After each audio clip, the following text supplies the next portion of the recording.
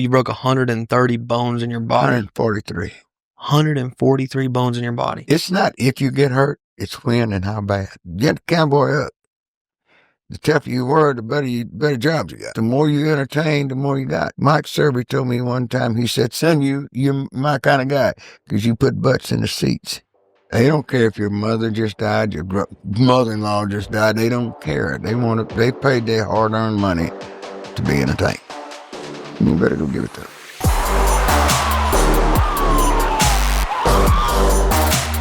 Welcome back to the Let's Freakin Rodeo podcast presented by Boot Barn. Boot Barn. You hear it, people? We're out with Boot Barn. Leon Coffey. Leon Coffey, one of the greatest rodeo entertainers that has ever walked the earth. I mean, the stuff that guy's done and the stories that he has, I think we probably even just scratched the surface, you know? Just scratched the surface. Years of life, years of experience he's lived just for an hour and a half interview. We probably could have done a 4-part Netflix documentary on this man if we really wanted and to. He's been 32 years. This is 32nd year in Houston, entertaining the whole rodeo. I mean, this rodeo is 3 weeks long, and he's here for the people. 70 years old, just committed to the sport, loves it. He is what we think of when our vision is what Leon Coffey has lived his entire life by. So pretty cool. A lot of fun to hear him, talk to him and hear him. And he had a lot of wisdom too. So you never know what you're going to get. With the Let's Freakin Rodeo podcast, you never know what you're going to get. You might get some motivation. You might get some funny. You might get some controversy, little leg lift stuff. You never know. I think Leon Coffey's podcast covered basically all three. I mean, he hit it. The motivational, the funny. I mean, he's an entertainer. Like, comment, subscribe. Telling you, I'm saying it, I mean it. Like, comment, and subscribe on Teton Ridge's channel for the Let's Freakin Rodeo podcast so we can grow, baby. Shout out all the people who listen on Spotify, Apple Music, or any other audio platform. We love y'all too. Thank you so much to everybody. It's been a ride. We're just getting started. Let's Freakin Rodeo. You're all right to hold that with your hand? It's kind of hard to get some mic stands and start tying it straight. No problem. Not a problem at all. Not a problem. This guy, we're used to deal with this guy's a veteran. I've been around. I was doing this when y'all was still a gleam in your daddy's eye.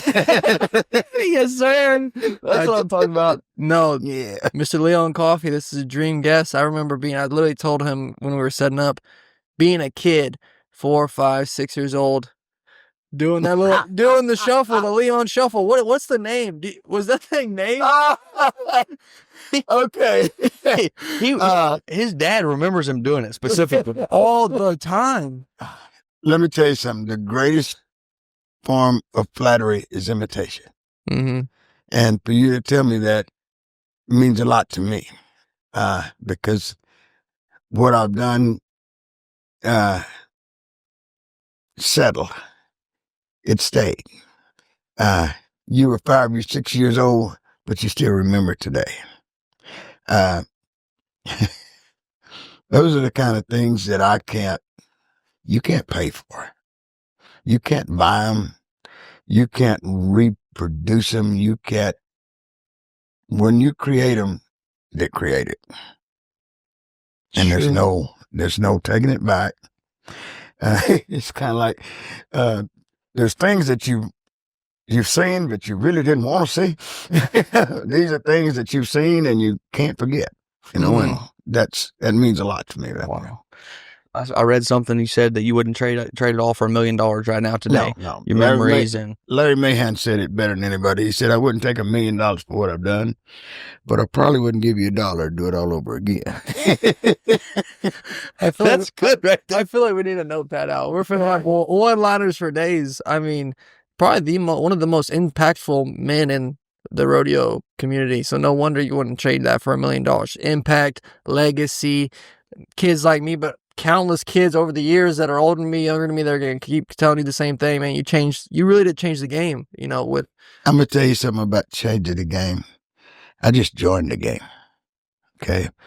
But I had a man tell me one time, he said, Leon, you're the most Googled guy I know in pro rodeo. And they keep asking me, where's Leon? Where's Leon? And they kept saying, how was he so successful? He looked at him and said, well, he just wasn't afraid. There ain't much in this world I wouldn't do, as long as it was legal, moral, and ethical, and something that it was not something that I would never do something I had my heart set against. Uh-huh. I don't care what it cost me. My biggest fear is to mess up in God's eyes. Okay. My granddad was a Baptist minister, and I was raised in the Bible. I've done a lot of things. My granddaddy told me one time, he said, son, you're going to make a big old turn. You're going to go out there in that world, but you're going to make a big old circle, but you're going to come back to the house. You're going to come back to the house. And what that means is you're going to go out there and figure out everything that you've been taught, you've been told. You're going to find out for yourself. And then you've got to make a decision whether to go on with that or go back to the house. And God gives everybody a choice. You got to make it. And if you make the right one, he'll make the path pretty smooth. But if you take the other one, he's going to take care of you, but he's not going to give you the desires of your heart. As long as the desires of your heart are within that top 10 rules of the world. And I'll always say it like this. There's only one set of rules that I play by. And they was all wrote in stone and brought down by Moses. And if you only live in the New Testament, God wrote them in your heart. Okay? So anytime you're doing something and you hear that little, I better not do that. That may not be you talking to you. Okay, that's God telling you, don't do that. He gives you that choice. So if you live it, you're going to have to live it right. You can live it wrong if you want to, but it ain't going to be near as much fun. Cowboy Christian wisdom right there. I'm Just telling you. Christian wisdom, but the cowboy wisdom. It's the cowboy way. Mary rode a donkey into Bethlehem. That's right. I'm going to ask y'all a question now. And I want you to tell me the gospel truth. Have you ever seen a dead stud jack that died of natural causes? No, sir. Wonder why. I don't know. You'll never hear one. You'll never see one. I've been looking for 50 years. If they got a dorsal stripe across them, if they're a stud jack, you ain't going to see them die. And I've been looking. I know of 2 or 3 that I know where they are, and I keep tabs on them. But they'll just disappear because they're holy animals. Golly. I want you to go down and ask any mule man. I've been all down in the South, all down in Mooney Lynn. I asked Mooney Lynn this before he died. I was on the bicentennial wagon train in 1976. Drove a team of mules from Houston, Texas to Valley Forge, Pennsylvania for the United States Army, 1st Cav Horse Platoon. And we met up with the Tennessee wagon train, and Mooney Lynn was the wagon master. And we got to go out to the ranch, and where they raise them big old mammoth jacks and big mules out there. They got heads on them big. It'd take 2 cows to make a halter for them. Pretty good sized animals, you know. But I've asked him, I said, have you ever seen a dead stud jack? And he looked at me and he said, no, why? I said, because my granddaddy told me you'd never see one, and I've been looking. And I've looked and looked and looked, and to this day, I've never seen one. And I'm 70 years old. That's almost 50 years ago. Yeah. And you still haven't seen one. I still have not seen one. And I hunt them. I'm going to be thinking about that the rest of the day. I feel like everyone who's listening is going to be like looking for these dead stud jacks, man. Unbelievable. Well, I don't know if they ever die. I don't know. But I've never seen one. And that's what he told me. He said, you will never see one. And I looked at him and went, well, maybe it's because he didn't travel a lot. You're a traveled man, though. I've traveled. You're a traveled man. I have been everywhere you can go. And when you're on the 1st Cav Horse Platoon in Fort Hood, Texas, and you get on the wagon train going from here to Valley Forge, Pennsylvania, and you meet all kinds of mule men all along the way. And I've asked every one of them, and every one of them said, no, I don't believe I have. And why goes back to my granddad telling me that. And it just blew my mind. To this day, it still does. Unbelievable. 1976. How old were you during that time? 19, 20? Huh? 19 or 20? How old am I now? 70. I don't know, man. You got wisdom for years more than your age. Well, I'm going to tell you something, boys. Old men don't get to be old being stupid. Old wise men are even better. And those old wise men will tell you how to live a more comfortable life than they had. Uh-huh. Because they know what got them in trouble and know what got them out of it. Yeah. So there's a roadmap. If you just listen to them old men, they didn't get old being stupid. Well, what wisdom you have for there's a lot of rodeo contestants who get on this podcast and watch this podcast navigating rodeo. Looking back, how could you have made your life easier all those years ago when you were our age? I'm 25, he's 26. Like, literally living the rodeo life. I couldn't, but I'm going to give a lot of people some advice right now.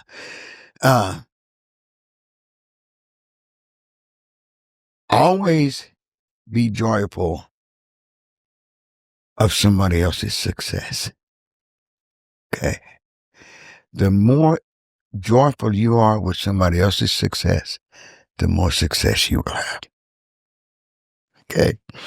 For a simple reason that God's watching that. Okay. And he sees, boy, I'd really made that kid happy to see that. Give him some of that. Mm-hmm. And I believe that. I believe that wholeheartedly. My dad wanted me to rope so bad it was unreal. We trained a lot of horses. We trained a lot of horses. And I can train a pretty good calf horse. I can make one do what I need done.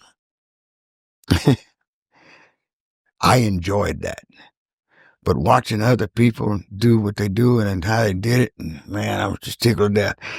And the one reason I believe I never advanced it is because I had a cousin named Lawrence Coffey that I wanted to beat so bad because he was so good.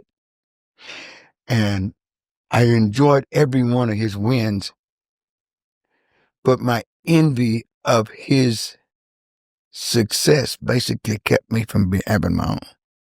I did everything in rodeo that you can do. I mean, I rode calves. Marlene McRae has a barrel racing tape. I'm even on her barrel racing tape. Let me tell you why.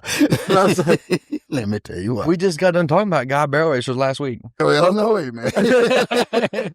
Let's clarify a few things here, boys. We're going to get right here. Hey, I'm married. He said, Mr. Leon Coffey said, I'm married.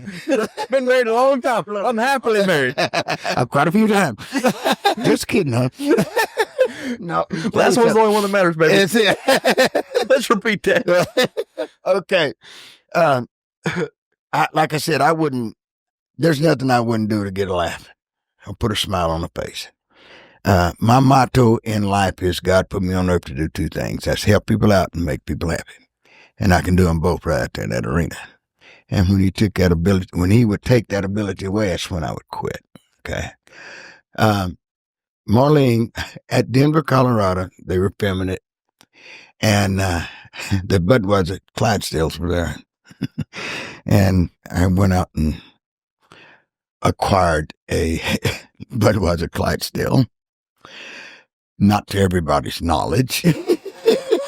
And I dressed up with a blonde wig and balloons. I'm not going to say no more about the balloons. They were well placed. And I've had on a skirt, and I got on this Clydesdale, and I run barrels in the arena at Denver. At the rodeo? At the rodeo. We got to get a clip of that. Clydesdale. Ask Marlene McRae for that. We got to get a It's clip of on this. one of her tapes that she barrel racing tapes. And she put on there, this is not the way to run barrels. But I ran the barrels on a Clydesdale up there, but everywhere I've ever been, I wanted to leave a legacy. I want them to remember that I was there. So I did stuff that would remind you, when you thought about this, you think about Leon. Mhm. I've always wanted to stay. A man told me one time, he said, out of sight, out of mind. I said, well, I'm going to stay in their mind. So I do things and Stay just inside. stay in their mind. Hey y'all, we're going to take a break from our podcast to tell you about our presenting sponsor, Boot Barn. As y'all know, there's a lot of things in this world that change, but the cowboy way isn't one, and Boot Barn understands that better than anybody. And I've learned that Boot Barn doesn't just sell boots and jeans. They support the people who feed America, protect America, and build America. And they're proving it every day. Boot Barn sponsors over 600 rodeos across the country, from small town arenas to the biggest stages in rodeo. I tell Cole all the time, look good, feel good, rope good. So I don't care if you're a videographer, a PRCA cowboy, a weekend warrior, a worker, rancher, or you just want to look good at your job next week. Boot Barn is your one-stop shop to get you looking and feeling right. And when the rodeo's coming to your town, check out a Boot Barn location near you. With over 450 stores nationwide from coast to coast, they'll get you covered. And for all my online shoppers, you can get to sharp and looking good at bootbarn.com with an easy-to-navigate website. And you know what we say, let's freaking rodeo. Now let's get back to the podcast. Thanks, guys, for listening. Dude, memories and stuff. I mean, it's kind of hard to forget these well-placed balloons, probably. I'm gonna leave Now it would be just normal in 2025. I went to California one time and I believe it was Sacramento, and I had to park out in the parking lot. I was late getting there, so I had to park out in the parking lot and get my clothes on and everything and run through all the crowd trying to get into the rodeo. And it was for Cotton Ross. And I got in there. I was started in there. I was just almost into the arena. This guy stopped me and goes, dude, where'd you get all that? That's some good stuff. I said, you know what? When I dress up like this and I don't stand out, I'm in the wrong place. So too close to San Francisco. I ain't gonna say no more. You've learned all these years. You just keep your mouth shut sometimes. You can lead me to the door, but you ain't gonna make me walk through that. That's my job, is just lead you there. Yeah, see, you're behind. So I ain't gonna doing push this you for you for a living. You said get old and wise. That's it. That's it. Only 3 men, I think, correct me if I'm wrong, have been NFR bullfighting and been in the barrel at the NFR. Yes. Who's the other two? Buck LeGrand and Quill Dobbs. Wow. And that's a pretty good herd to be in. Yes, sir. That's a pretty good herd. Buck LeGrand, I met him there in Fort Smith, Arkansas one time, and Buck LeGrand was a wild old crazy son guy, and I mean had no fear of man nor beast. And he had a legacy. And when I met him there, he said, you're on the right path. And that was a big compliment from an idol of mine, because I knew he'd been to the pounds and had been working the barrel. I fought bulls at Fort Smith, Arkansas, and I worked the barrel. And that was one thing that he was really proud of me doing. And so to be in that company is pretty amazing to me, because both Quill Dobbs is my hero. Quill Dobbs is the crown prince of clowns. I mean, Quill Dobbs sold me his car. And he said, you're the only guy I would sell this car to because I think you like it. And I think you can work it. Every time I got a chance to work with Quill, I worked with him. And in that car, it was great. That car is still a legacy to this day. Everybody remembers. And I've always left in that act one line that Quill always did, and everybody in the world remembers that line. Quill said, that car wouldn't start, and he said, you know what's wrong with it? And he said, you know what's wrong with it? What? You won't start. He sounds just like him right there. He won't start. And so that was my tribute to Quill every time I used that car. So to the young people that are coming up right now, I want to say one thing. Remember who paved the way. Mm-hmm. and respect your elders. Yes, sir. And that's in every aspect of it. Everybody that's running this rodeo, all the way up to Pat Man Phillips, you cannot get that kind of experience to run this without the intelligence of that rodeo and life gives you. Mm-hmm. You cannot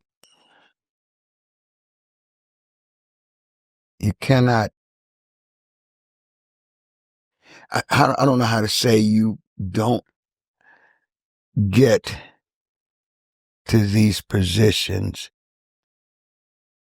without the experience of knowing how to deal with people. Uh-huh. You got to be a people person to get anywhere. Because I don't care what nobody says in this world, you cannot have any fame without a fan. Can't have any fame without a fan. Nope. It begins with the fan. Fame begins with a fan. I mean, you got to have a fan to create the fame. Otherwise, you just involved with yourself. You know. How far is that going to get you? About to the door. And then somebody gonna kick you out of it. You can rope kids all day long at the house and be great at it. But if nobody knows about it, only person you're pleasing is you. I get a great satisfaction out of putting smiles on faces. And I've always told everybody that you're an entertainer using our athletic ability to entertain. What God gave you is what you're using to entertain, because being in the entertainment business, you got to have the best show in town. Yeah. Or you're not going to get that entertainment dollar. I made a living rodeoing, but I didn't make no money. But I made something that you can't buy. Those memories? Memories, the fame, the recognition, the friends, the people that I know all over the United States, everywhere. My phone book is full.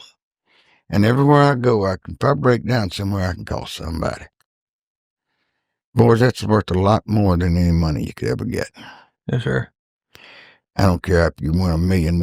You had it sitting there.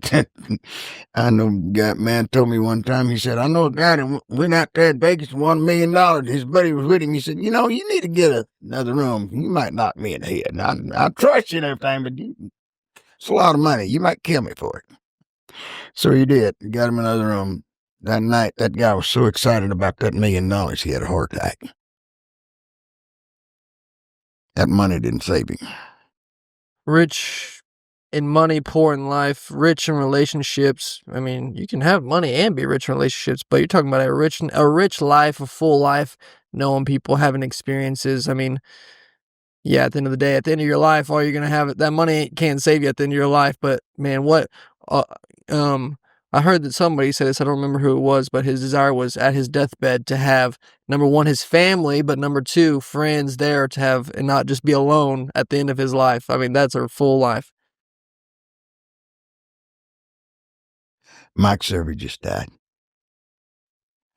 That man gave me a job. I've been with him since 1980. I knew him before he married Nancy, before the boys were born.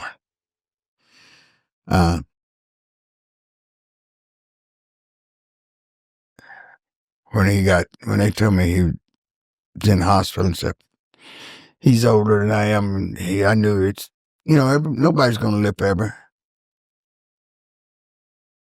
And it hurts to know that a piece of my life is gone. But everybody gets to that age to where God says, you paid your dues, come on up here and ride up here. Now, I've got a lot of acquaintances that are this close to being one of my best friends. They ain't far.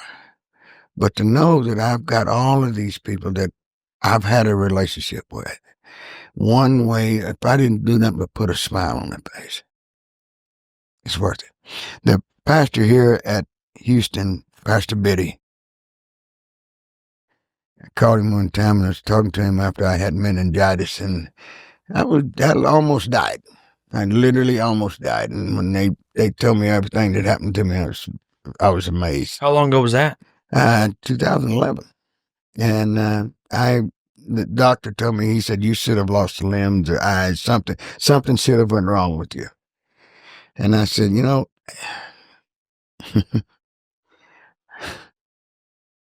I passed out on the living room floor and I called my wife and said, hey, I don't want to die alone. I don't remember making that call.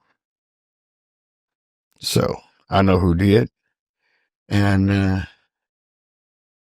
it was a Sunday morning. I woke up the next Thursday and they had put enough antibiotics and stuff through me to kill a horse.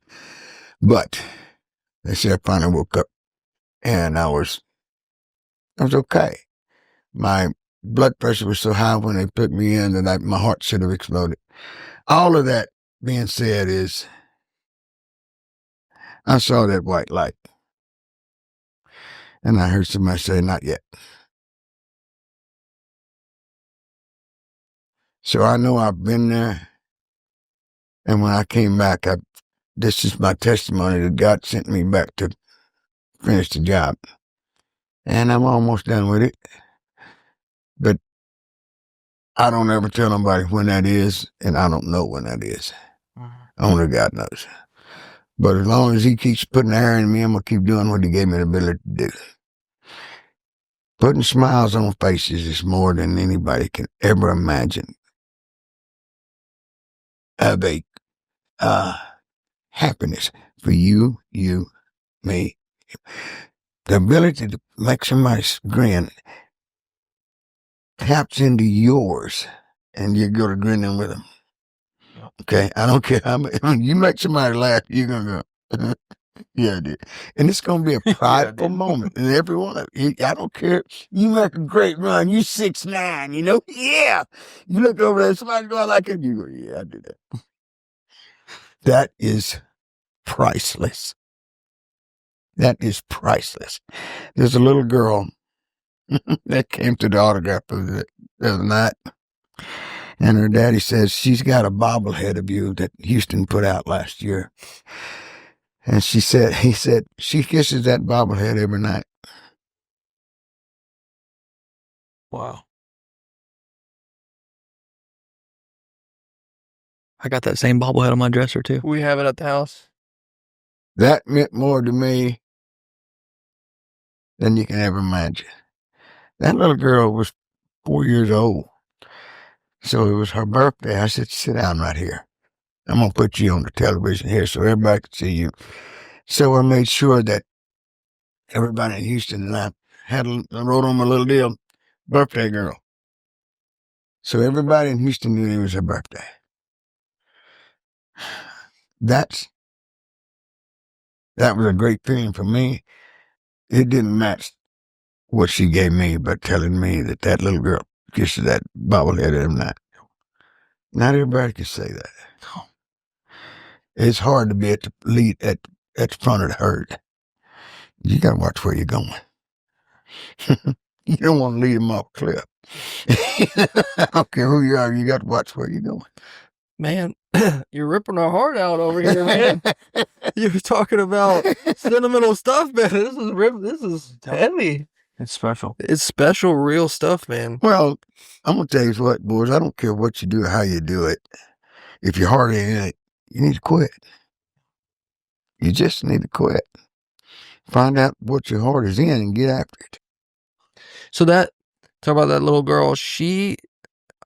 Even me, there's parts of Leon Coffey's career that I've never seen, or she's never seen. Young Leon. Mm-hmm. What are some of those iconic things that people may like? The camera wasn't always on, man. The oldest video I've seen is 1988, 1982. You need to stop right there. That camera ain't always on. That camera ain't never off in here. I see it all. I don't. This ain't about me trying to put on a show. You're getting to know the real Leon. This ain't about me sitting in front of a camera. I've lived what I'm talking about. I've done what I'm talking about. I've experienced that little girl doing that. This ain't about me trying to entertain you. I'm telling you how I did it. Right there. What we're doing right now is creating a show. This ain't about Leon. Hey. This is about the people around that gave me that pain, like that little girl. God loves the children and he brings them up the way he wants them to be brought up. If I can be a part of that, I think I did a pretty good job. Dang right. This is not about what Leon does. This is about how anybody enjoys what Leon does. Yes, sir. You may be terrible in a lot of things and do some wrong stuff. You can't be satisfied with it. I don't care how bad you can be. You're still going to have to go, you know what? I'm going to have to die. Excuse me, boys. You're fine. That's Mama, and I'm answering this. I'm in a show right now. I see you later. Bye.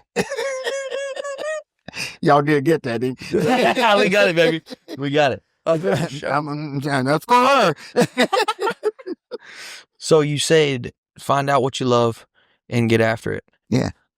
How did you find your passion and that this is what you love to do? Because obviously 30, 40 years later, you love it, and you loved it all those years ago. How did you find out what came to you? How did that come about? I could rope. I could ride. I could bulldog. I could do it all. I mean, I won a bunch of money at San Antonio one year in my makeup. I've won money in my makeup in the bulldog and a lot. I've got on bulls with my makeup on, just having fun. When I decided that I had two little girls and I was blowing insulation in houses, the most miserable job I've ever had in my life, blowing fiberglass insulation in houses and dying from the heat. It was miserable. And I come out of one of them and I said, look, I got some jobs that I can do on the weekend for Mr. Hill to work some rodeos. If I'm going to do this, I got to stop. My little girl wanted a tricycle, and I didn't have the money to get it.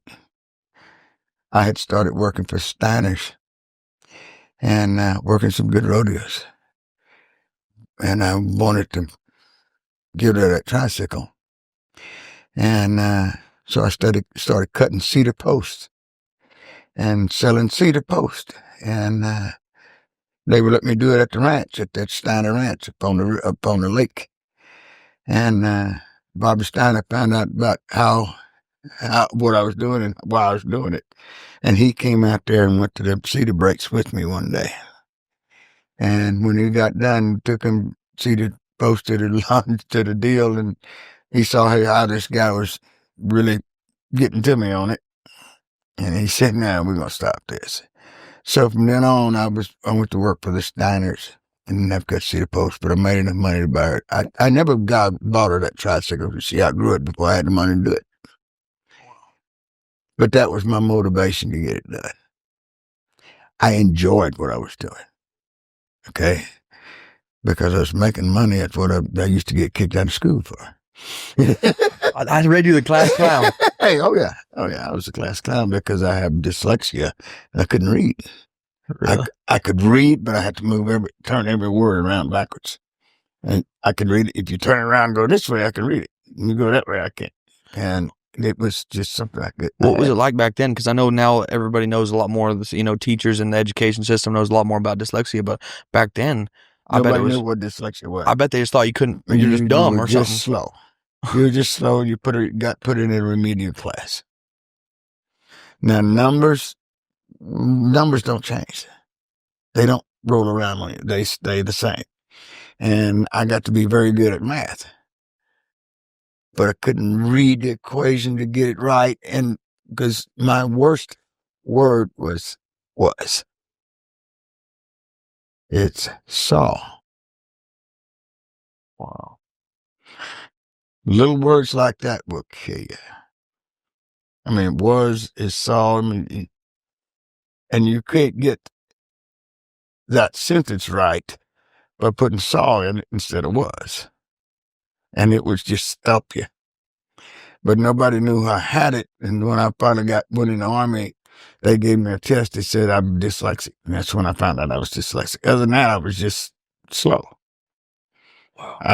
I knew a whole lot of things and I could do a whole lot of things, but you had to show me. And I could duplicate anything you tell me to do.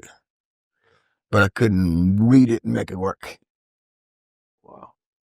And you were a youth rodeo and probably throughout all high school and middle school and everything, huh? Oh, yeah. I started riding bulls when I was 9 years old. Went to Little Bristol Rodeo. I won the barrack riding and placed in the bull riding, and my brother won the bull riding, and I won the all around. I had that little blue ribbon till about, I guess 10 years ago. I kept that thing good because that was the start of it. But my whole family's been rodeo oriented. My granddad, great granddad, broke mules for the highway department when they made roads for mule teams in Fresno's. So we've been breaking mules and training mules and stuff forever. So I was the littlest of the herd. My first cousin is Eugene Upshaw, played for the Oakland Raiders and head of the Player Association of the NFL. And his brother Marvin played for Kansas City Chiefs. Ken Copper played for Washington Redskins. Junior Copper played for Atlanta Falcons. I've got a lot of them in there. Chuggy Upshaw played for the Toronto Blue Jays and now owns a minor league team. I was the littlest of the herd. My granddaddy, when he died, he had 32 head of horses on the place. And when I was a kid, I had to ride all the colts. I was the littlest. So I learned to ride bucking horses at a very young age. But that was the catalyst to going to where I wanted to go and rodeo and stuff like that. But I've been doing everything and loved it. But like I said, I wouldn't trade what I've done for anything. I've enjoyed it. And then when you get into after the Army, you graduate high school, go to the Army, you come back. What I'm trying to get into your mind, like you obviously know you're in rodeo roots. What was the decision? I'm gonna go fight bulls. Well, I don't know if that was right after or when that got happened. I was still in the Army, and I was stationed up at Fort Hood, and they had my friend of mine had kids in a high school rodeo in Georgetown, and we was in the Army together, and he took his kids down into that, and the guy I started riding bulls with out there at Cecil A. Hill in Oak Hill, Texas, they were putting on the high school rodeo, and my buddy said, "Man, the bullfighter didn't show up. Why don't you get out there and help him out?" Well, a guy I went to school with and had played with it in high school, he was there, and Mr. Hill was working for Mr. Hill fighting bulls and stuff, and he said, "Why don't you get out there and help them kids out?" He said, "All you got to do is run fast and act goofy." I went, "Well, wait a minute. That's all I got to do? I used to get kicked out of school for that. Now you're going to pay me? Okay, I can do that." So I got out there and I didn't know what to do, how to do it, and when to do it. And I didn't know. Learned from a lot of different people. Mike Moore and I got started in it. And we went and worked a bunch of rodeos, and then was at Georgetown, Texas a couple of years later. And Bobby Steiner walked up to us and said, "Hey, why don't you get your card and go to work for us?"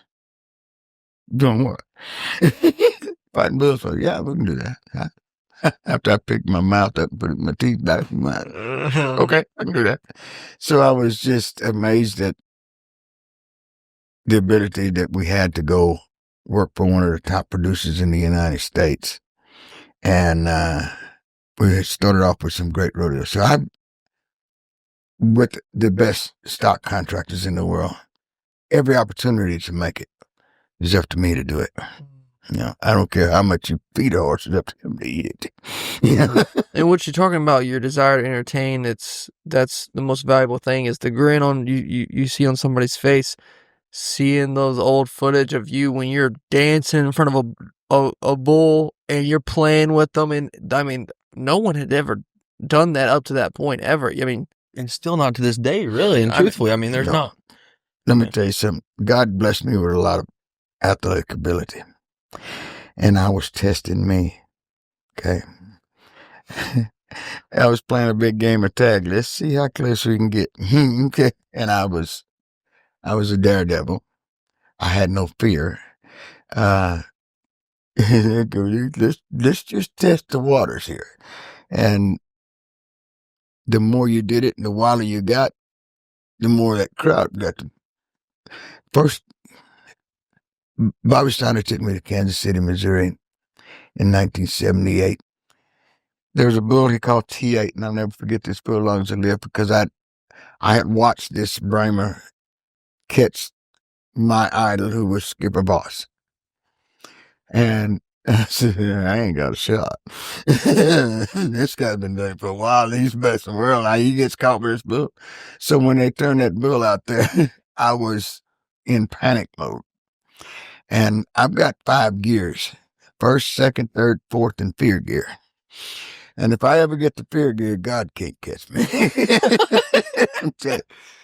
And when they turned that bull out, I just went on up to 5th gear. And I was literally running for my life, but I twisted a hole in the ground with this bull because I was not going to let him catch me. And so help me God, there was, 17,000 people in the stands here, and first time in my life I had ever got a standing ovation. really? And He it was just hooked. freaked me out. When you stand there in front of 17,000 people and they all clapping, you're going, okay, yeah. The pride will rise in you like more than you've ever imagined, but then you got to feel like, okay, how did I get that? How can I duplicate that? Last year, right here at the Houston Rodeo, I retired from the barrel. And Bob Tallman did what I call a eulogy on me, working the barrel, and there were 78,000 people that stood up and gave you a standing ovation. And I figured, that's a pretty good way to come in, a pretty good way to go out in the barrel. I'm not done. I'm still working. I'm still clowning because I can still do comedy and stuff like that, but I don't have the physical ability to do the rest. And I'm not vain enough to be out there and put somebody else's life in jeopardy because I don't have the step or can't move that barrel fast enough to get there. I'm not vain enough to do that. So I've stepped out of it. But I can still entertain. Mm-hmm. And like I said, when God takes all that ability away from me, that's when I quit. He ain't took that away yet. So I ain't going to quit. Is that the hardest thing you ever did, deciding that you were going to retire out of the barrel at Houston Rodeo? It hurt. It hurt, yes. When I retired from fighting bulls, I knew that I had lost a step, and I wasn't vain enough to do it then. Yeah, it hurt to get out of it because it was the end of an era. And to live through the end of an era and not die before you get there was a feat in itself. A lot of people will quit for many reasons, but I've enjoyed it so much. It was going to take a whole lot to make me quit. And I've been beat up so many ways, and it hurts so bad to stay in that barrel that I think, man, I can't do this no more. And being at Houston, I could do it a lot because I was way out there, and I didn't have to be in the middle of the action. Mm-hmm. If they came to me, I could do it 1 or 2 times, but I couldn't do it 8, 10 times. And I said, it's time to quit this. I read today when I was researching you up, you broke 130 bones in your body. 143. 143 bones in your body. Yeah, I've had a lot of them broke 2 or 3 times. Bulls will step on your feet. hitching a knee. I mean, I've had 143 breaks. I don't know how many surgeries. My neck broke, my back broke, all the ribs on both sides, both legs, lots of bones in my hands and wrist, and my wrists just don't bend no more. I mean, you can see the knots all over them. They just don't bend no more. You can just move them fingers around anywhere you want them to go now. I mean, Gosh, dang. yeah. I didn't even notice your wrists. Yeah. It's probably because you're daredevil, seeing how close you can get, and you get a standing ovation, but then sometimes the bull had to have won. It's not if you get hurt, it's when and how bad. If you go to a NASCAR race, you're not waiting to see the winner, but you would love to see a little wreck. You don't want nobody to get hurt, but you love to see that wreck, and you want to witness that. Yeah. Smurf Horton would just go sit on the head and just let him beat him around. Yeah. I would do that back then, but I knew how far I could get away with it. And then you go, okay, I need to. It's a calculated risk in doing what you're doing. But that first time ain't. That first time is just guts. And back then, boys, if you had to be tough enough to keep going. Okay. If you got hit going one way, you get up and go back the other way. There was no Justin Healer or any kind of training facilities or gyms that we went to. You get the cowboy up. The tougher you were, the better jobs you got. The wilder you got, the more jobs you got. The more you entertain, the more you got. Mike Serby told me one time, he said, son, you're my kind of guy because you put butts in the seats. Okay. And that's why I've been with him since 1980. And I worked some rodeos for him in 1980, the first ones, and when the Steiner sold out in 82, I worked for the James Harper for a couple of years, and then I went with Mike Serby and been with him ever since. I've always worked for Mike a few rodeos throughout the years, but I started in 1980 with Mike. So that's a long time. That's a long. Plus, too, you got a family to feed, so you're got to entertain, but then you're going to potentially get hurt trying to entertain. And if you get hurt, you ain't got checks. You had to. I told a kid one time, I said, he's talking about fighting bulls. I said, let me tell you something, son. I never fought bulls healthy. I just learned how to deal with the pain. I won a bullfight in North Platte, Nebraska. Well, in Greeley, Colorado. I broke my leg in Greeley, in North Platte, and went to Greeley the next week and won a bullfight on a broke leg. I didn't know it was broke, but it was broke. And I wound up with a blood infection in the bone and like to lost my leg over it. But my family needed to eat. What the heck? That is... Yeah, pretty bad. Bill broke my back at Fort Worth one year. And I had it was about 3 weeks before I had to go to San Antonio. I got there and I had a brace on my back from my neck to my butt. And we worked the rodeo. Oh yeah, I wasn't healed, never have been. But he had broke some spurs off of vertebrae, and those spurs just have never attached themselves back. But nobody cares how bad you're hurting. Nobody gives a shit. No. Let me tell you something. Man told me one time, he says, if you got the cojones to step out in that pen, you better have the cojones to entertain, because nobody in the stands cares about your hurt. No. They don't care if your mother just died, your mother-in-law just died. They don't care. They paid their hard-earned money to be entertained. You better go give it to them. I was reading about Puyallup, Washington. A bull kicked you in the head. Died. It says you died and got resuscitated in the ambulance. That was in Kennewick, Washington. Kennewick, Washington. In 1979, Bull hit me on this side of my face. And if you ever really watch me talk, I only talk out of this side. I got to make myself smile over here because all this has been rebuilt. Not many people know all of that. But a bull hit me on this side of my face and it just crushed it. So I had to go in and get surgery and have it all put back together. And that year, it was 1979, and I had the finals. I got the finals that year.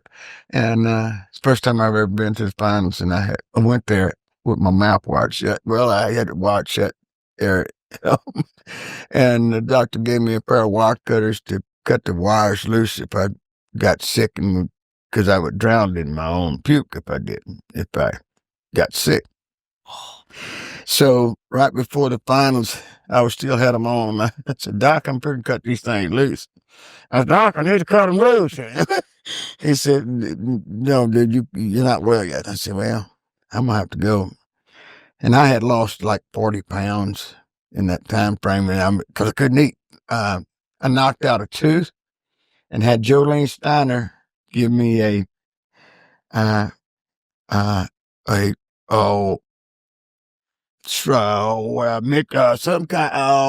blender, and I could make steak soup.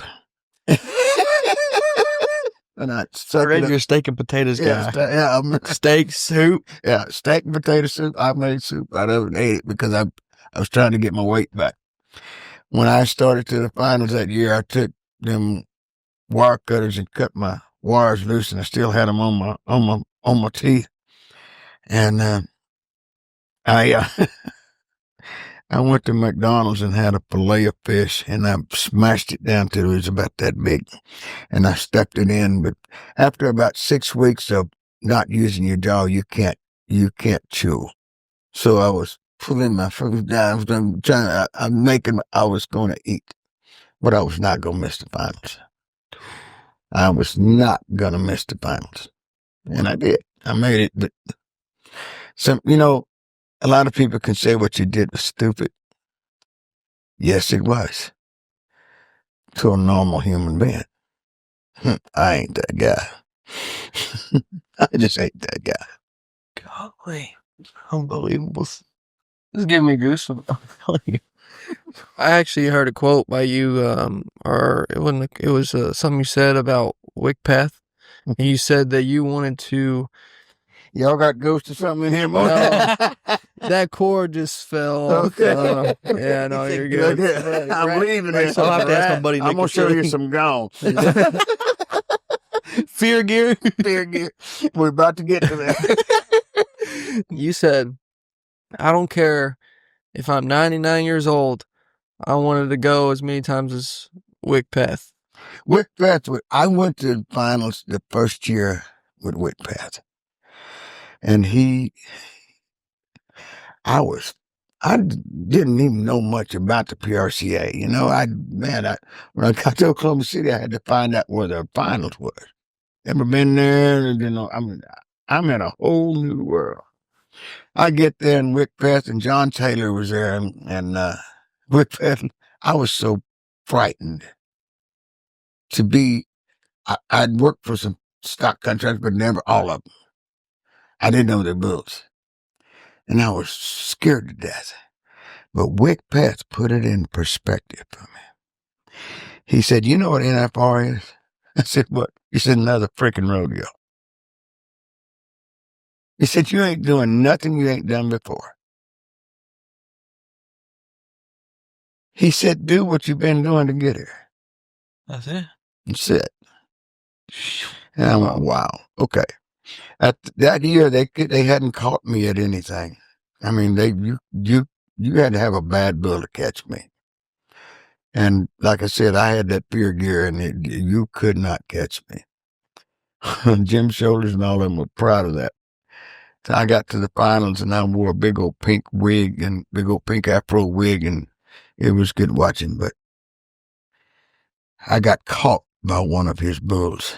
And Jim, I'll never forget this as long as I live. Jim Shoulders was on the back of the sheet goes, I got him. It was a challenge to see who could catch me. Unbelievable.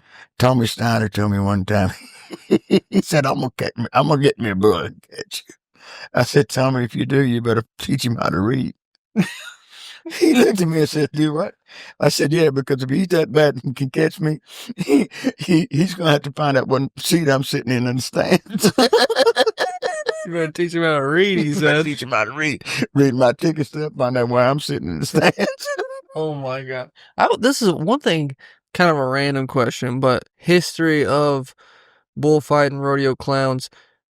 I don't think I've ever heard this question asked, but it's just a staple that there is a barrel in the arena.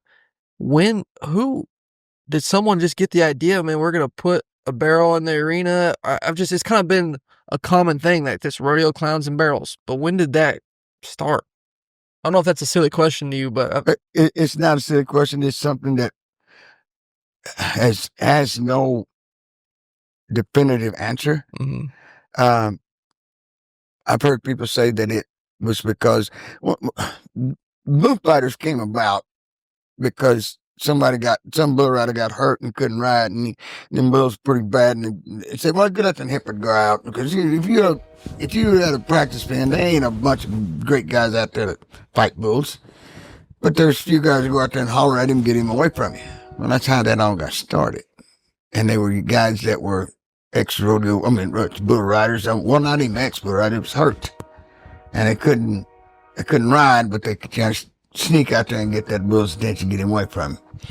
And that was how that basically got started. But as far as getting in the barrel, I've heard a lot of stories of Bobby and Gene Clark and all the guys that, I can't even think of all the names, but I've heard of them and I've seen them. I couldn't tell you where it all got started or why. But it's been around a long time, and the guys, Bobby and Gene Clark, were the ones that really stand out to me in the many years back.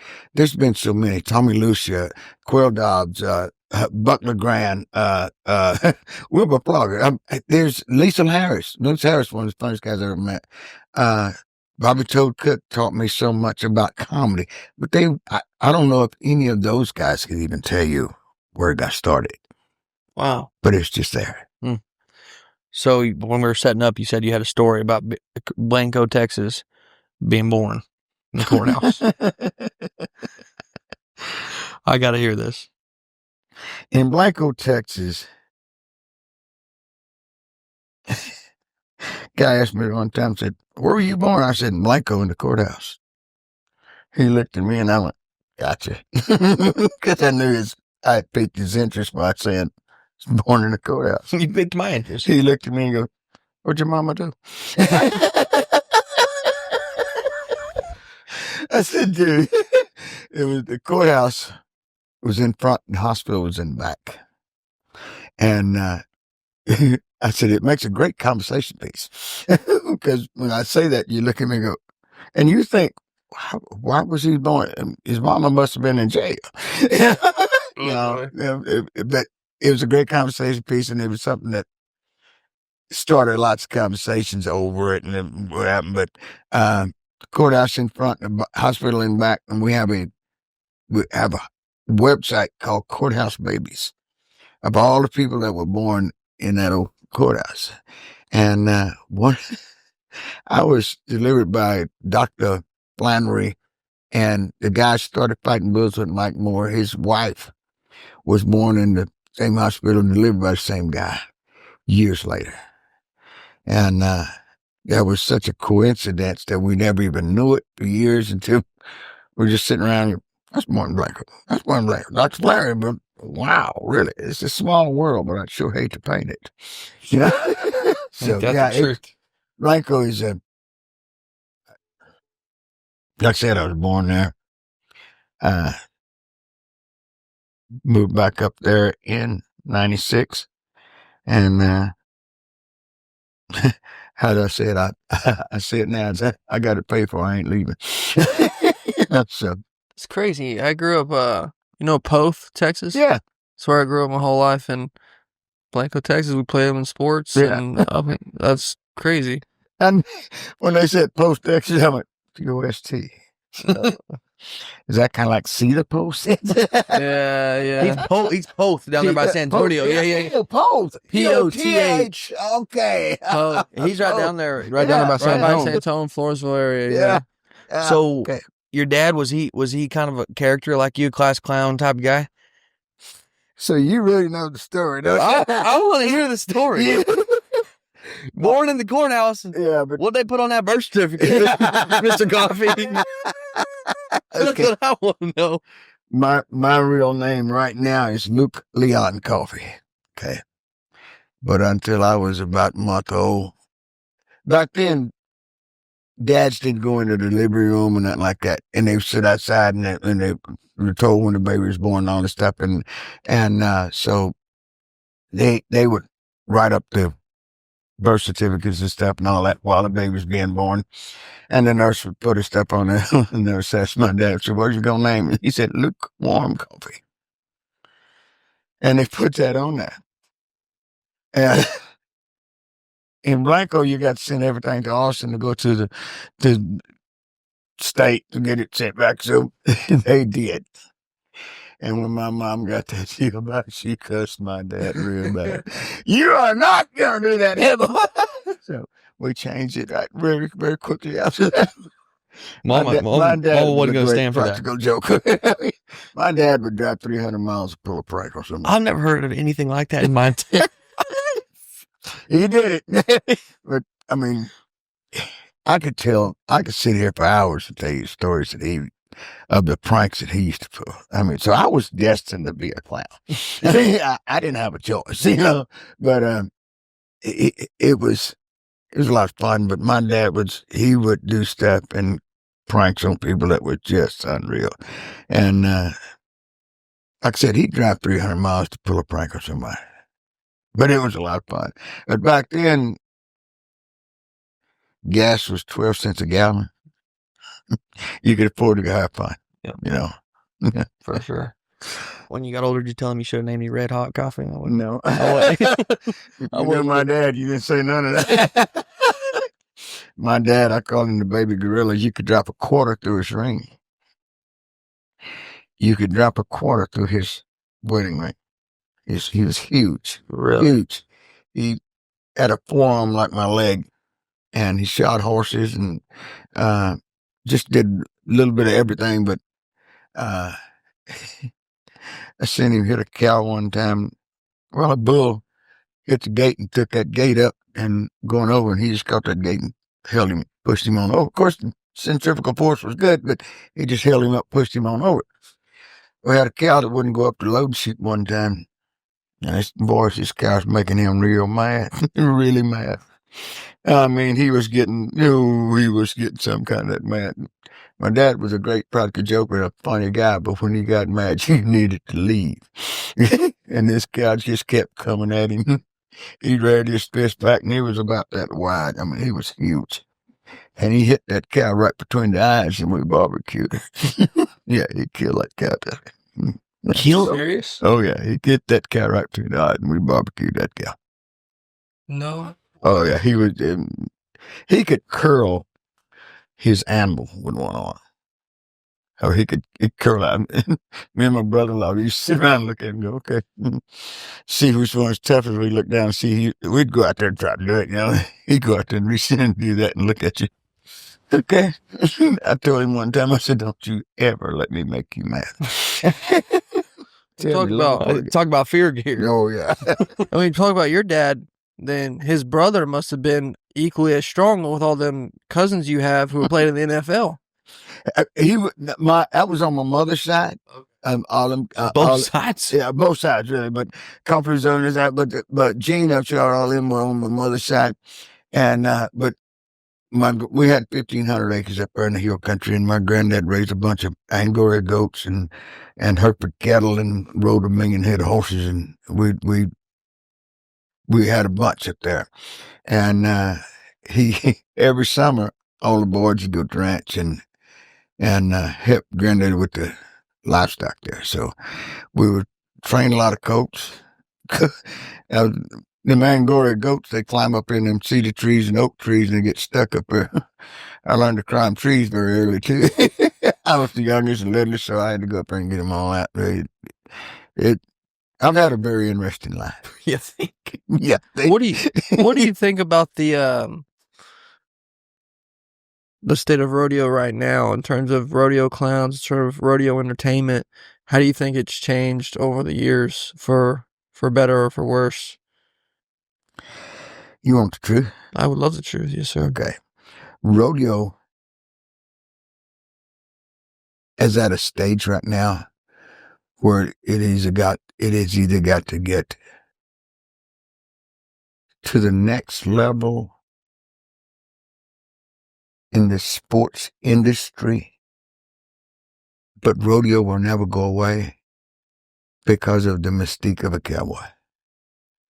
Now, the mystique of a cowboy is dwindling until one of you little fellas bring it back. The old way of cowboys, nobody really wants to keep that alive.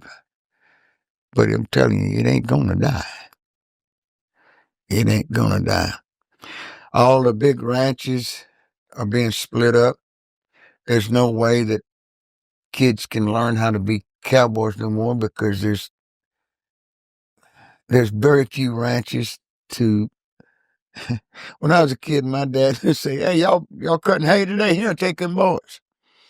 And he'd farm us out like mules. Well, we learned how to work because we got a 12 cents a bale, put them to load, Eppins man load them. 12 cents a bale. I had a kid come to my house when I was hurt. I said, "Help me put these bales off his trailer and put them on that four-wheeler and take them up to that barn." He went up there and grabbed that bale of hay like he was bear hugging it. I said, "No, man, you got to pick it up by the strings." He went, "What are you talking about?" He didn't know. And that's something that is getting lost. It needs to come back. I've always said we need more cowboys. And the only way we're going to keep getting them is there's a lot of kids walking around out here and they're roping, they're riding a little dealy round right there. They ain't moving. They're riding. We had to walk everywhere we went. I'm not saying it's not great to have all of these innovations and new stuff in the world. It's great. But we're forgetting where we come from. We come from a herd of hard-working people that knew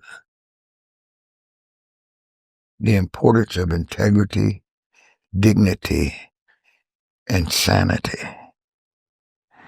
And there's a lot of kids now that I don't guess they know where all of this came from or why it's here, but it's a lot. There's always be little outlaws, but there needs to always be law and integrity for who you are and why you are. And if you lose the identity of who you are, you lost where you're going. Rodeo's got a bright future.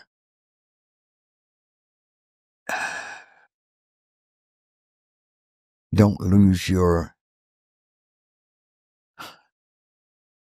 opportunity to keep your integrity in it. Mm. Remember who you are and why you're here. And the fact that nobody's going to get through this by themselves. It takes all of it. Everyone. I don't care where you're going, what you're doing. Your horses you ride. You ain't raising them because you're riding. Somebody's got to do that. There's a long line to get you here. Mm-hmm. You better remember every one of them. Because any spoke in that wheel that gets broke, you don't get to ride. You ain't going to ride no good ones. Yes, sir. That's all there's to it. And them good ones are few and far between because I know I watched that dun horse at the final make a bunch of money. Yes, sir. You know what I mean? sure. That dun horse is a bad dude. Yes, sir. How many of them is it? Exactly. Yeah. I mean, I remember a horse they called Old Wit yes, many sir. years ago. There's a lot of people rode him at the final. The horse Mr. Perry was talking about. Yep. He's a bad dude. Yes, sir. Now, if Mr. Perry, who I know, if he's talking about this horse, you know he's got to be a good son. Yes, sir. I mean, and that old guy would walk out there and clean his feet out after every run. After every run, he clean his feet out and put him back in it. And you had to ride him right. Yeah. And if you didn't ride him right, you didn't get on him. Yeah. But there was a lot of people on him at the finals one year. Yeah. And I loved it. But Old Wit was a bad boy. I mean, he'd run in the same tracks every trip, give you the same shot. Don't reach. Mm-hmm. Don't reach. Or you better be using your rope a lot better than you think you can. You know, you better be putting some English on that thing. get your butt off. Yeah. It's not going to be pretty. But if you run in holes, you can make it sign. I mean, you could be fast you want to be. There was Prime Time. Remember him? Yes, sir. And then there was that old horse of Roy's. There was Topper, maybe? Or? Topper. Old Topper. There was a few of them. In the Bulldog, and there was a horse called Peanuts that do balls. I got to ride him one time at Fort Minus 9 when it was like, oh, man, I don't know if I want to ride this no more.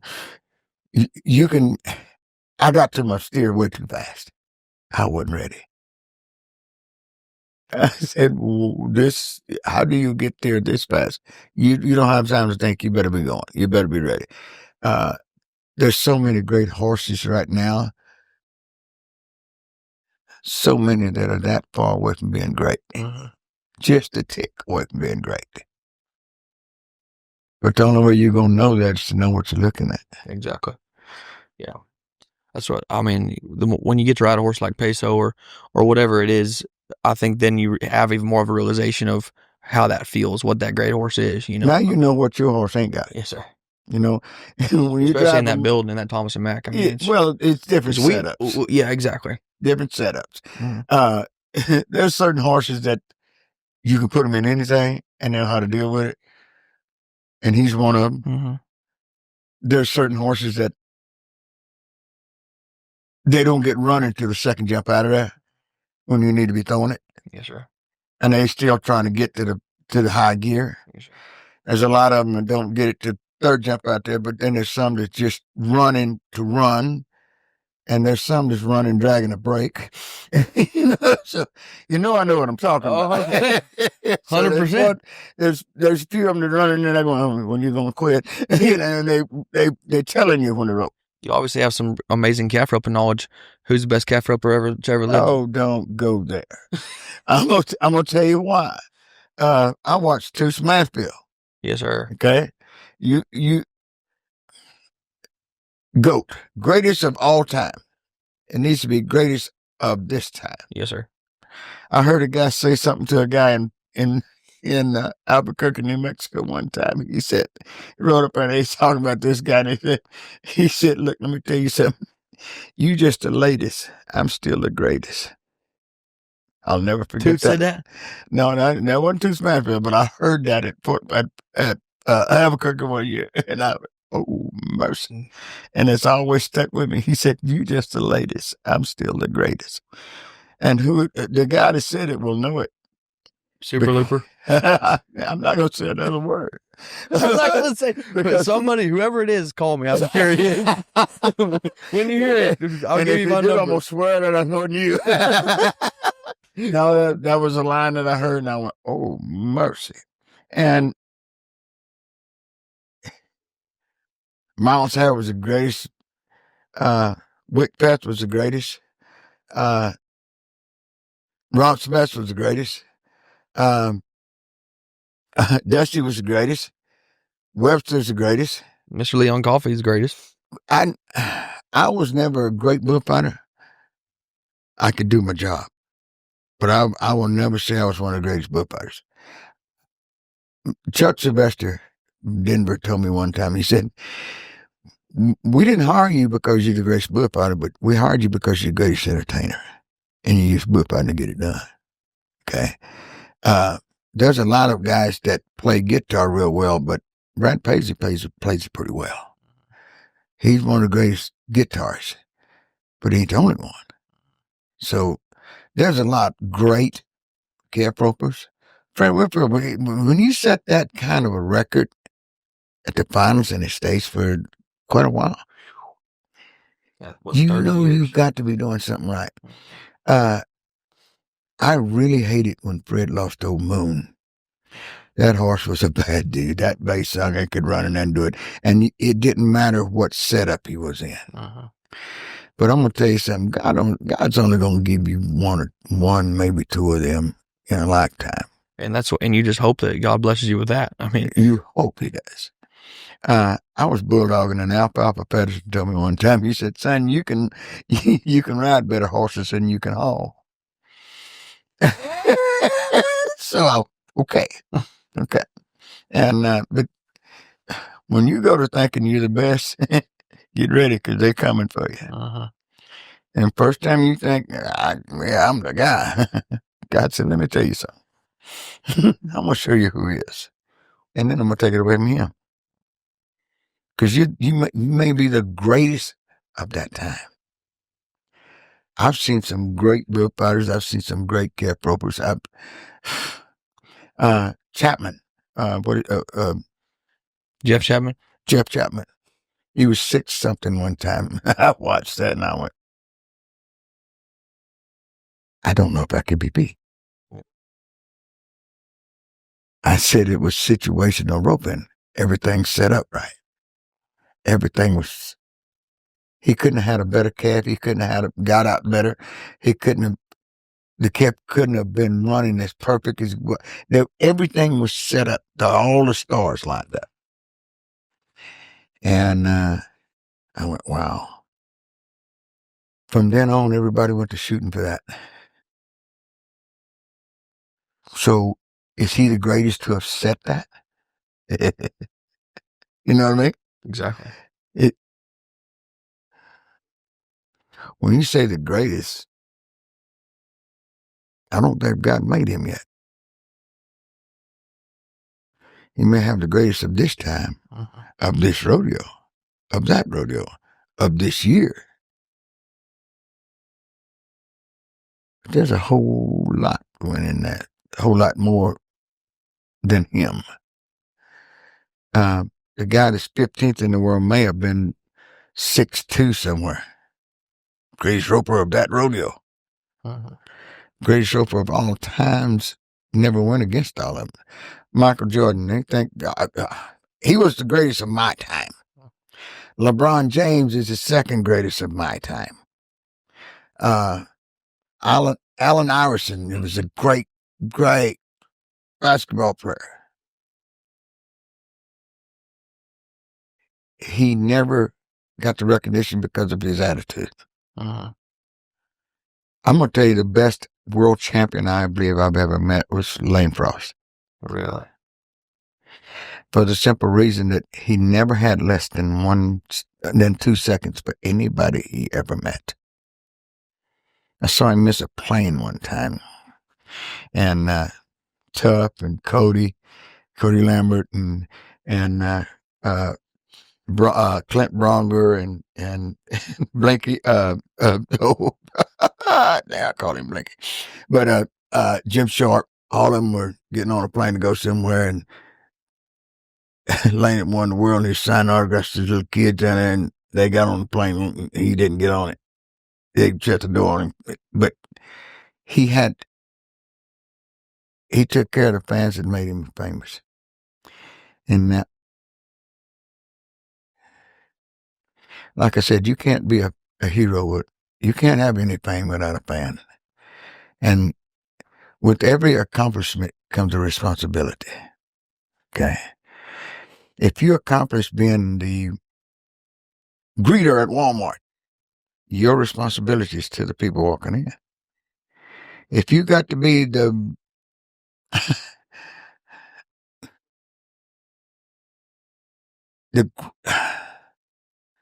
greatest calf roper, you have a responsibility to rodeo.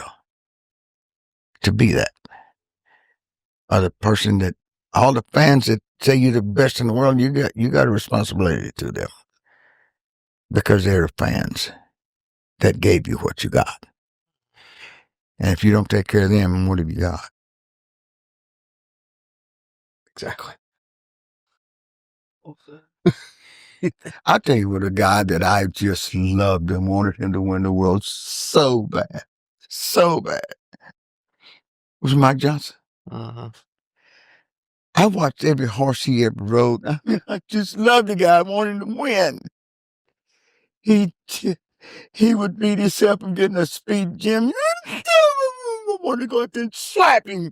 Stop that, man. And then his kid would kick him. I mean, there was always something that messed up him winning. He could rope with the best of them. But there was always some kind of something that would happen to him. And most of the time, well, I ain't gonna say most of the time, half of the time it was something that he did. But the back end of his career was something that the horse or calf did. Uh-huh. Because he was smooth. Nothing else worked for him. And I wanted that to stop so bad. And I see so many kids now that are just beating themselves. I think he should have changed it up and started wearing the same shirt and jeans without washing them or spraying a little Febreze on them. So you think he had bad luck because he was wearing a clean pair of jeans and a shirt? Who all do you know does that? Cup. I only know one guy. Mr. Leon Cup. He said he gets hooked every time he watches his ribs. But let me tell you why. When I was in the bullfights, there were so many guys that were better than me that I had to go beat. And I had the physical ability to do it, but not the knowledge. Rick Chapman taught me how to do the step throughs at Fort Madison, Iowa one time, and that's the first time I'd ever done them. And I went, okay, I can do this. And I got to where I could do them. But that was long after I'd been fighting bulls. I could outrun one. I could twist a hole in the ground with him, but I never do the finesse part of it. Uh-huh. And when I get to that point, whoa, okay. Now, I wouldn't wash them pants because every time if I got hooked, boy, I'd blame it on something. And most generally, it was me getting caught. We used to play pranks on each other so bad. And all the bandanas on everybody's pants, you'd walk by them with a lighter and set them on fire. Walk off. When we'd play some pranks now, deadly pranks, but they were sure a lot of fun. We'd burn holes in them. And the holes would burn in them, then bulls get the horn in there and jerk you back. Well, I got caught a lot like that. And I would go, I'm getting rid of these dadgum pants, but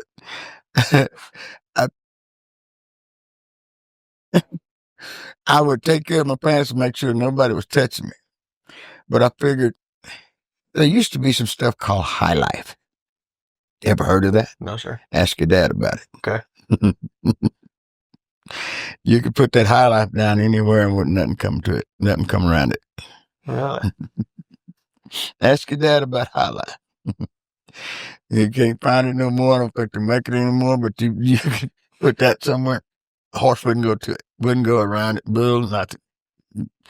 Guy put it on my barrel one time. I said, let's just see. Nothing came to it. Really? I thought, okay, this is kind of wild. But it was kind of like cat scat. You could take mountain lion manure and put it somewhere and ain't nothing that's going to come back to that. That it leaves a sense of, cats here, they go. And I don't know if that was what it was or whatever, but I don't know what it's made out of. But it's kind of like that. And I thought about putting that on my pants one time. And I said, you know what? If they just get stinky enough or bad enough, I've got 4 performances to do this, you know. I can live with 4 performances. Yeah. You've done your homework, son. Had to, you know. Yeah. I mean, the legend, Mr. Leon Coffey, 31 years at Houston Rodeo. Yeah. It's an honor to get here and sit here and talk to you. I mean, we were, when we had the opportunity to do you, we got our butt in the rig and drove to Houston, Texas from San Angelo, you know. Oh, really? Yes, sir. I appreciate it. And God's telling me something, because I got told today something that I did not know. And I'm really, really proud of my nephew for telling me that. And he didn't have to do what he did, but he did it. And he did it for the right reasons. And I didn't know he was doing it. And for you to tell me that y'all drove from San Angelo here to get this done, God's showing me that what I've done is right. I've never heard anything bad about Leon Coffey. Well, you don't know me that well. You ain't never talked to a few of my ex-wives.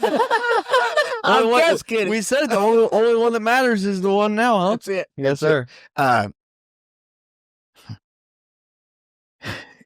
Man told me one time, he said, it's hard to be a hero. And I found that out. I used to have a beer sponsor on my barrel.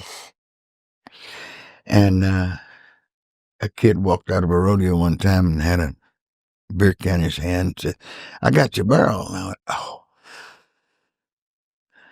that's not what I want to be presenting to a 6-year-old kid. So I quit doing it. And it was for that reason. It's not that the sponsorship was bad or nothing, but that was something that